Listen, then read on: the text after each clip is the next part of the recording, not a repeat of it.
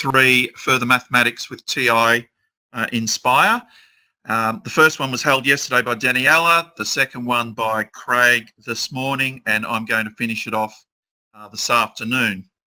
So the brief for this afternoon is that we'll have a look at generating various univariate data displays such as a dot plot, a histogram and a box plot. We will look at this idea of using standard scores and the approximate rule that is obtained from the normal distribution, and we'll also introduce a notes page called Z-scores which will help you with such calculations. And the third part of the webinar is looking at parallel plots, in particular parallel box plots, and calculating summary statistics, where the study or the situation that we're looking at involves numerical and categorical variables, otherwise known as NUMCAT. Behind the scenes, the further maths teaching guru David Tynan will be able to answer any questions that you might have along the way. And I might just mention this now, just in case I forget, is that this tutorial is being recorded, and within the next 24 hours, you'll receive an email with a link to all the presenter files, including a student revision sheet and a link to the recording. I hope to show that slide again at the end. I won't use questions specifically in this particular demonstration. I'll reference questions from the student worksheet that you'll receive at the completion of the webinar. I just wanted to make it quite simplistic for me to stick within TI-Nspire rather than toggling between a PowerPoint display and TI-Nspire. So if I go now to the TI-Nspire file that I've got set up here, any screenshots that appear from a textbook, the reference is Maths World Further Mathematics Units 3 and 4, which was published by Macmillan. So to make a start, to move from page 1.1 to page 1.2, we press Control and then big button to the right. And what I have here in this lists and spreadsheet page is a column of data, and in the column A heading cell, it's called xvals. Now, xvals, I want you to consider that to be the variable. It consists of 12 data points. Now, a useful tip for moving around a spreadsheet is if you press Control 1, that will take you to the last entry in that column, and then Control 7 will take you up the top. So that's a neat way of being able to move around a spreadsheet quite efficiently. Notice that I haven't called this X because further along in the spreadsheet there is a column X.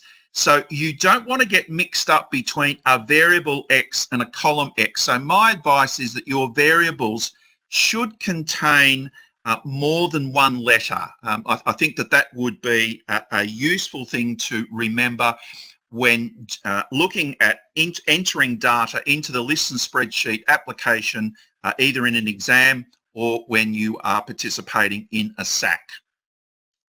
So here are these 12 data points. They relate to question 1 of the worksheet, which you haven't seen yet, and that's okay that you don't know the relevance of this data. Note actually that looking down, most of it are negative values. There seem to be only 2 values there that are positive. So if we press Control, big button to the right, we go to the next page. This is quite a neat page. This is a notes page which consists of text, for example, five-figure summary and outlier check. And it also contains these objects called math boxes. And to enter a math box into a notes page, what you do is you press Control M. Now, I'm not going to do that today. I'm just going to illustrate the completed notes page rather than making one from scratch. But what you'll note in this first math box is that xvals have been assigned. Now, I say assigned because it's colon equals. Don't use an equal sign. And that is the list of data values that are in that spreadsheet on the previous page. So we've got our XVals have been assigned, those 12 data points. Then if I move down to my next math box, I've already got the one variable statistics for that particular data set. So if I was to go in and change the data set but keep the variable as XVals, what would happen is this particular display would be automatically updated. So you can see there that the mean is negative 1.82. There are 12 data values. And now we're in the 5-number summary there. Min X, Q1X, median X, Q3X, and max X. And what we can do in our next math box is we can suck those values out of that statistical display. So what I do is I go into the math box and I press enter. And what that shows is we've got a min of negative 4.4, a Q1 of negative 3.2, a median of negative 2.15, a Q3 of negative 0.95, and a max of 2.5. So that's a nice way to display that 5-figure summary. We go into the next math box, which is here, and press enter. And what we get is we get the difference between the upper quartile and lower quartile values, which is known as the interquartile range, and it gives us a value of 2.25. So remember, the neat part about this page is if we updated the data, we would get an updated value for the interquartile range. We've also got the range. I might say here that what's happened is we've entered in these formulas, and the formulas come from if you press var and you've already done the one variable stats calculation, this is where you grab all your variables to make the formulas that go into these math boxes. So for example, that's your stat.maxx and that's your stat.minx. And the difference between those two values is the range of the data set. So we've made the formula, you go inside it and you press enter and you see there that the range is 6.9, which you should be able to note is 2.5 minus 4.4. Then we come down to these two quantities, the lower fence and the upper fence, which help to determine whether a value within the data set is an outlier or not. And again, they are made using these stat variables. So the lower fence is Q1 minus 1.5 times the interquartile range. Press enter and we get a value of negative 6.575. Go down to the last math box and the value for the upper fence, which is Q3 plus 1.5 times the interquartile range, is a value of 2.425. So I want you to commit that one to memory, 2.425.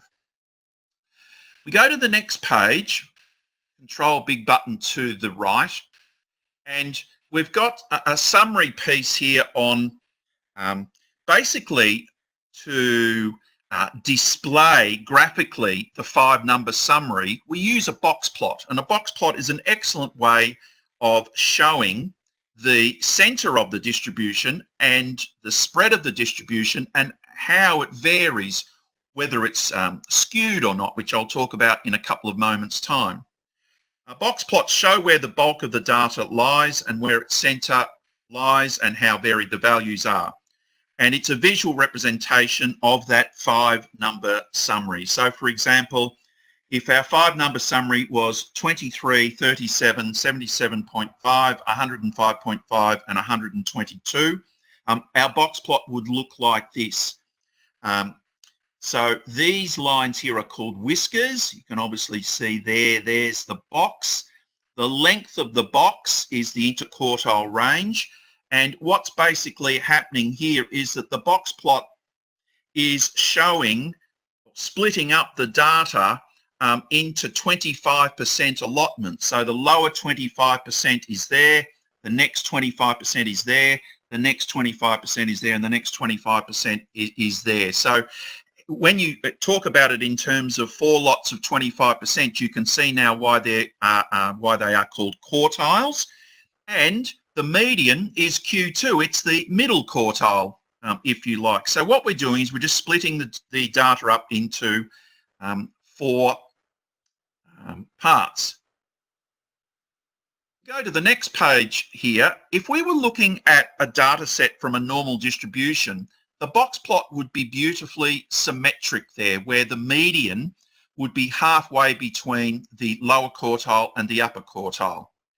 In a situation where the distribution is said to be positively skewed, what you see is that the median is closer to the lower quartile than what it is to the upper quartile. And for a positively skewed situation, note that the mean is greater than the median, and you might like to think why that might be. And for the negative skew, what you will see is that the median is closer to the upper quartile, and in that instance, the median is greater than the mean. So in questions in the exam and also in your SAC, you might be asked to talk about the shape of the distribution, and it is a very good idea to use a box plot to examine whether the distribution that you're looking at, or the data set that you're looking at, whether it is indeed skewed or not. So we go to the next page, Control big button to the right, and I have already added a data and statistics page, and it's quite a mess at the moment, but what you'll be able to see is that I've got the 12 data points. They're there, but they're just not organised. So what we want to do is we want to organise them into a statistical plot that we can make sense of, because at the moment that makes no sense. If I press Tab, what Tab does, and I press Tab again, what Tab does is it takes you around active parts of the screen. So usually you only have to press Tab once to highlight the X values at the bottom of the screen. Note that I had to press it a couple of times, and that's okay. So what we want to do is we want to make X values our variable. So if we press Enter, what we get is the moving dots, and our default statistical display is the dot plot. And we can see we've got 2 positive values and 10 negative values there. It gives you a sense of the distribution, but an even better sense would be to convert this dot plot into a box plot. And so in other words, what we want to do is we want to change plot type. So to do that, if we press Menu, and it's intuitive that if we want to change the plot type, we'll press 1 or Enter for plot type, and then we press number 2 for box plot, and those points will coalesce and we obtain a box plot, which is very nice. And this box plot contains an outlier. Now, if I was to press inside there's a couple of different ways to do things, really. In thinking about using Nspire, you say to yourself, oh, I want to do something. You can usually find it by pressing Menu or by pressing Control Menu. So what I did here was I pressed Control Menu in open space, and you can see that there is a facility to extend the box plot whiskers. Now, if I was to press on that, it would remove the outlier and the whisker would be extended like so. So and it's a toggle. So if I press Control Menu again, it'll say Show Box Plot Outliers. Also note that you get a virtual 5-number summary here, okay? So we've got, there's our negative 4.4, there's our Q1, our median, our upper quartile, and there is the outlier. Now, remember I asked you to commit to memory 2.425. Now, at the moment, that value there is 2.5.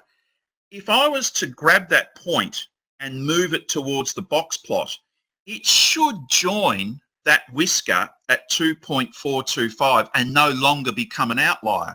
So if I grab this and bring it now, it's probably not going to take too much of a move there. There we go. At 2.445, it's still an outlier, but at 2.417, it's joined the whisker there. So that is proving that upper fence rule of Q3 plus 1.5 times interquartile range. Another interesting thing is that the box plot is probably the most modern mathematics that you'll ever learn. It was invented only in the 1970s, so it's very rare in high school mathematics to be studying something that was discovered as recently as the 1970s. We can press Control big button to the right, and that is my completed box plot. So basically, I have covered a little bit of question 1 from the student revision sheet, even though you're not privy to that question yet. So Control big button to the right. We're now going to remind ourselves about types of data. So data can be broadly described as categorical or numerical. So categorical is data providing information about categories or groups, for example, eye colour. Numerical data provides information about quantity or size. So time, for example, is a numerical variable. Categorical can also be described as nominal or ordinal. And an example of ordinal might be when you're filling out a survey where number 1 corresponds to strongly disagree all the way through to number 5 corresponds to strongly agree. That's called a Likert scale. That's an example of ordinal data. Numerical data can be further broken up into either discrete, so the number of goals that Geelong kicks in a game of football, or continuous. It can be a continuous variable. That can be height, weight, temperature, speed, etc. So as a rough rule of thumb, variables that you can count the values of are generally discrete, and ones that you measure are generally continuous. Control big button to the right. Another question on this worksheet that you will be privy to looks at a weather station which measures the wind speed at the weather station at 9 a.m. over 40 consecutive days. So I have entered the data into a listen spreadsheet page already. The variable is called wind, and if I press Control 1, that shows me, and then if I go down 1, I have those 40 data points entered. So Control 7 takes me back up to the top of the spreadsheet. And what we want to do with this data is we won't do all of the question. We'll just show you how to generate a histogram with an appropriate interval width. So if we go Control big button to the right, again, the data that I've entered here is a dog's breakfast. It's not organised. So what we have to do is if we press Tab, there we see it lights up or ignites the bottom of the screen, and the variable that has been stored, and this is why it's so crucial that if you add data into your listen spreadsheet page, please give the column a name so that it becomes a variable. If you don't do it, then when we went to press Tab and click to add variable, there would be nothing there. So you need to have a variable for each column of data that you enter into your spreadsheet. So we've got wind highlighted, so we press Enter, and what we get is we get this really nice dot plot here. There seems to be a peak around about or just below 15. It's reasonably sort of symmetric, I suppose. You know, you can see some symmetry there. And there's the potential for this one here, 34, to be an outlier. But we can't be sure until we apply the criterion for an outlier. We can suspect it, but we would need to apply the criteria to definitely state whether it was an outlier or not. So we want to change the plot type. So if we press Menu and then go to number 1 for plot type and then number 3 for histogram. And we're in the lap of the gods here. This is the histogram that we receive, and it's been set up basically so that you can see the top of all the peaks.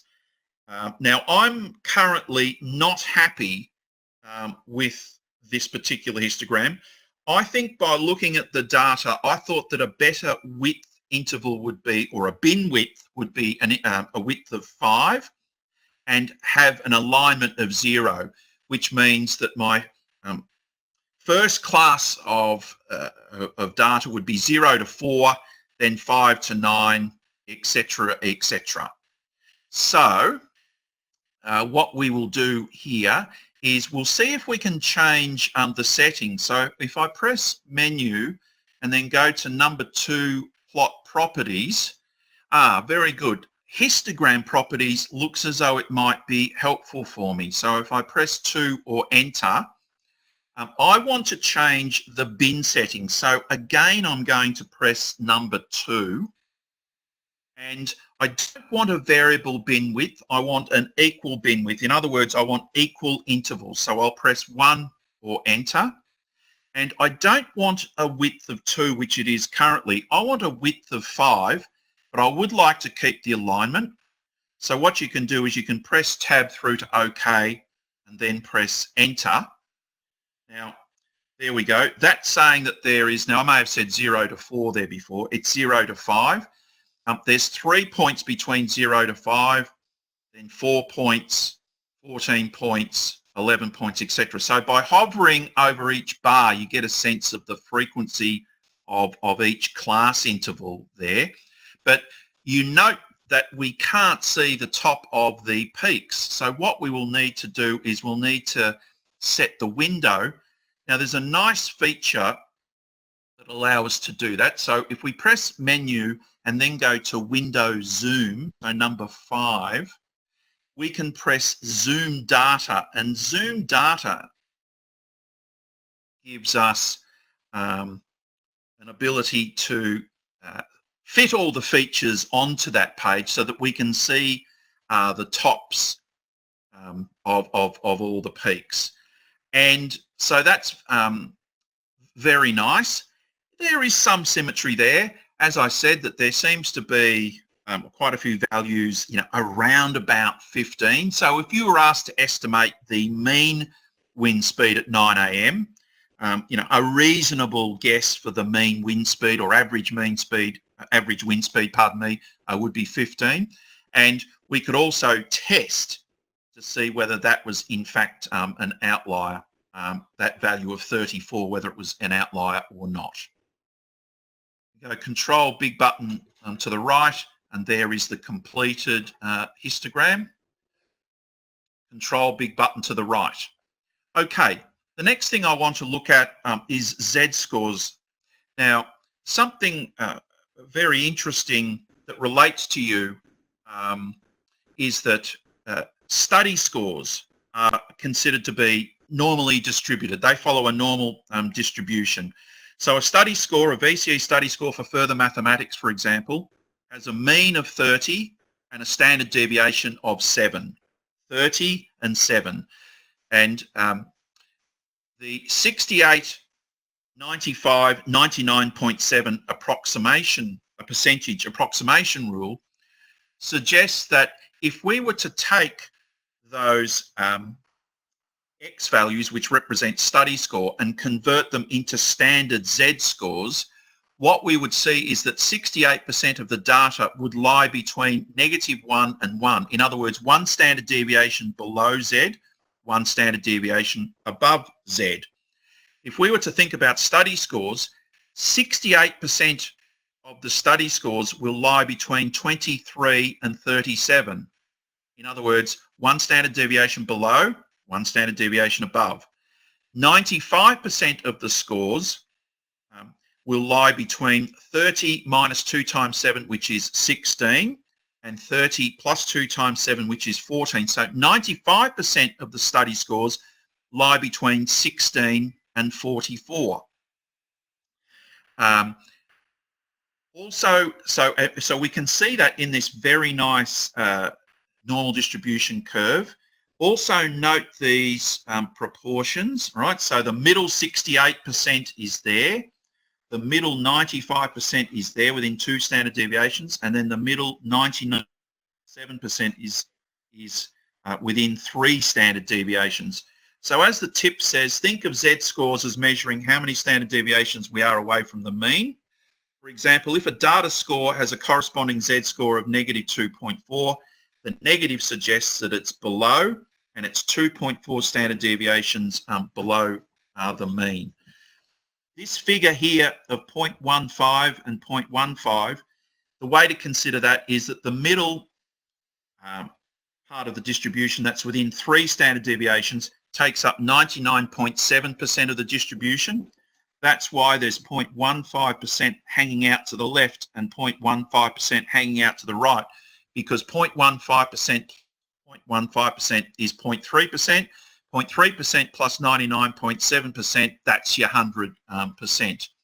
So if we go now to control big button to the right, we've got a really nice little page here called a z-scores page, which will help us to relate x values from a normal distribution to their corresponding standard z values. So here is a math box, and instead of 162.5, actually when I open up that math box, notice that the input in this instance is blue and the output's green. So if I backspace and change that to 30, that's your average study score. So a way to think of a study score is there's about 32,000 students do further maths. Now, you'll do your internal assessment, your exams, you end up with a raw score, and then what happens is that that's scaled to give you a study score. It's sort of out of 50. But what it is, it's a queue. You start in a queue. So your top students get 50, all the way through to your bottom students get 0. You're all in a line. Now, remember that you're all 2 metres apart in this day of social distancing. So by that, the line should be about 64 kilometres long. But basically your study score is your position in the queue from top student through to bottom student. X bar is 30, standard deviation is 7. Now always in a maths box, press enter, and you may have noticed that these values there changed when I entered X bar of 30 and standard deviation of 7. So that's the sample mean, sample standard deviation. So these figures, that's the center, so that's 30. 23 to 37 is 1 standard deviation away. 16 to 44, 2 standard deviations away. 9 and I know 51 is 1 above 50, 3 standard deviations away. So it's very close. It's very close, approximately normally distributed.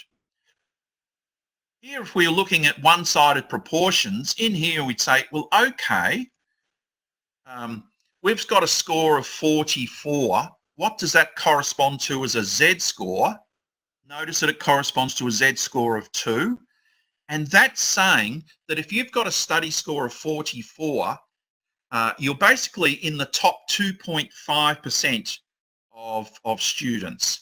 97.5% of students have a study score of 44 or less, if that makes sense. Down here, if we're looking for a two-sided proportion, let's say we'll go in for the lower value of 16 and an upper value of, say, 44. That confirms that 95% of the distribution lies between 16 and 44. Now, at the end of the year, the Herald Sun publishes all the people that get a study score greater than 40. So I know that if I put in a Z value of 10 on 7, which is about 1.43, which corresponds to 1.43 standard deviations above the mean, have a look at the last box there to the right on the bottom.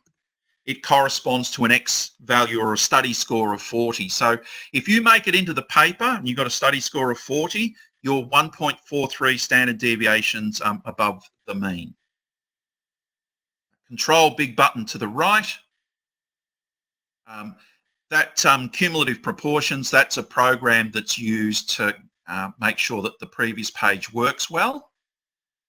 And our final topic for today, so another 5 or 6 minutes to go, is this is where we're going to look at NUMCAT, where one variable is numerical and one is categorical.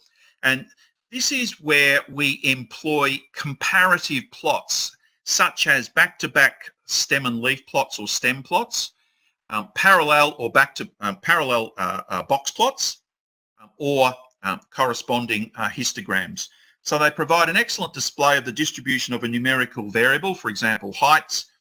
And however, when comparing two such distributions against a categorical variable, and that could be gender or year level, so in other words, splitting according to gender or splitting according to year level, then these distributions can be placed next to each other for more meaningful comparison. So it's like it's picking the categories out of the data and trying to make sense of what's going on in those two categories. So there's an example of a back-to-back stem plot. In this instance, the class is the categorical variable, and these two classes were doing the number of sit-ups that they could perform in 1 minute. So you've got class 1 with their number of sit-ups and class 2 with their number of sit-ups. Control big button to the right. Here are the corresponding box plots. So it's really important in an exam or in a SAC to be able to construct parallel statistical displays such as a box plot, and then to make meaningful comparisons. So, you know, things like, are there any outliers? How do the medians compare? How do the interquartile ranges compare? How do the ranges compare? So how do the means compare? So a good way to think about this is to split it up into comparison of centre and comparison of spread. So by centre, I mean median and mean. And by spread, I mean interquartile range, standard deviation, and also look at this phenomenon of skewing, positively skewed or negatively skewed. And if you can keep to that framework, then your analysis of statistical displays, you know, should be quite sound when you're being assessed on your knowledge. So control big button to the right. This was a study. This is a question that's also in the worksheet. And what it is it's a researcher who asks 14 women that he knows who are non-smokers what was the birth weight of their baby. And he also asks 15 women that he knows who are smokers. So you think to yourself, now, is that a good sampling procedure? And I'll leave you to answer that in the student worksheet. So this particular researcher has got data on 14 non-smoking pregnancies, the birth weights emanating from those 14 pregnancies, and also 15 from the corresponding pregnancies where the woman was a smoker. Data is already entered. Birth weights is the numerical variable, and smoking status is the categorical variable, whether you're a non-smoker or a smoker. So control big button to the right. Control big button to the right. I know why I had that blank page now. Let's do the summary statistics for both of these categories. So back in 4.4, what we do is we press menu, then 6 for statistics, 1 or enter for stats calculations, and then 1 or enter for one variable stats. The number of lists is 1. Press OK. Then if we press the big button to the right, what we'll do is we'll choose non-smoker, press enter, enter, and there we get our one variable statistics for that category of non-smoker. So notice that we've got a mean of 3.72. We've got also that 5 number summary as shown there. Just in case you missed that, we'll repeat that for the smokers. So menu, statistics number 6, number 1 or enter for stats calculations, 1 or enter for one variable stats. The number of lists here is 1. And then we press big button to the right and we choose smoker. Press enter. And here is our second lot of one variable statistics. Notice that the mean is 2.94, which is lower than the mean for the non-smokers, 3.72. And the best way to look at the 5-number summary visually is through a box plot. And what we'll do to finish up is we'll produce these two parallel box plots. So if we go to the next page, Control big button to the right, and I press Tab. Now, because I've got two variables, non-smoker, smoker, we first of all want to choose non-smoker. So we press Enter, and our default display is the dot plot. Change that into a box plot by pressing Menu, 1 for plot type and 2 for box plot. And notice that we've got an outlier there. And also notice that the median is very close to the lower quartile. So you can think about whether that's positively skewed or negatively skewed. We then go to Menu, then number 2 for plot properties, and then number 5 for add X variable, because we want to bring the other category into play, which is the smoker. So we down arrow 1, and when we press Enter, we should get two box plots that are parallel to each other. Very nice that they're different colors. And now what we can do is we can make comparisons between the categories there of the women that are non-smokers and the women that are smokers. And so what you would want to do is you'd want to compare the centers, you'd want to compare the spreads, you would want to note that the non-smokers has an outlier, etc., etc. So that's about as much as I wanted to talk to you about today. Because I've got Alzheimer's disease, I need to remember to make this final remark, that this tute's been recorded, and in the next 24 hours you'll receive an email with a link to all the presenter files, including that student revision worksheet. And may I say that that student revision worksheet is 8 questions, and it's based on like extended response type. I haven't put in any multiple choice questions, and the emphasis on the student revision sheet is for you to analyse, is to gain knowledge of the data through numerical measures and graphical measures, and then to make comparisons or to draw conclusions from the data. And you should also get a link to the recording. So we know that these are troubling times for you. We hope that you'll join us again at some stage during the year, whereby we can continue to offer such revision webinars. You're in safe hands with your teachers online or face-to-face, and also keep up to date with our blog. So good luck with your studies, and all the best. Thanks. Bye.